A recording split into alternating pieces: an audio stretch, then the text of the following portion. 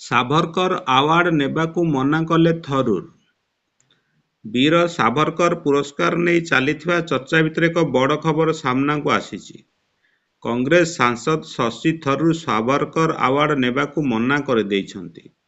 ଥରୁର ବୁଧବାର କହିଛନ୍ତି, ମୁଁ ଏ ପୁରସ୍କାର ନେବାକୁ ଯାଉନାହିଁ। ଏ ବାବଦରେ ମଙ୍ଗଳବାର ହିଁ ଜାଣିବାକୁ ପାଇଲି। ଆୟୋଜକମାନେ ମୋତେ ନ ପଚାରି ମୋ ନାଁ ଘୋଷଣା କରିଛନ୍ତି।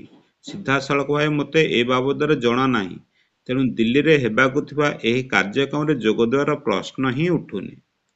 ପୁରସ୍କାର ଦେଉଥିବା ସଂସ୍ଥା ହାଇରେଜ୍ ରୁରାଲ ଡେଭଲପମେଣ୍ଟ ସୋସାଇଟି ଇଣ୍ଡିଆନ ସଂସ୍ଥାପକ ଆଜି କୃଷ୍ଣନ ଥିରୁବନନ୍ତପୁର ସାଂସଦ ଥରୁରକୁ ଦାବିକୁ ଖାରଜ କରିଛନ୍ତି। ସେ ଥରୁରଙ୍କୁ ତାଙ୍କ ଘରେ ସାକ୍ଷାତ କରିଥିଲେ। ଥରୁର ଏହି ପୁରସ୍କାର ଗ୍ରହଣ କରିବା ଲାଗି ସହମତି ମଧ୍ୟ ଦେଇଥିଲେ। 2 ସପ୍ତାହ ପୂର୍ବରୁ ଜୁରି ଚେୟାରମ୍ୟାନ ରବିକାନ୍ତ ମଧ୍ୟ ତାଙ୍କୁ ଭେଟିଥିଲେ। ଥରୁରଙ୍କ ଏଥିରେ କୌଣସି ଆପତ୍ତି ନଥିଲା।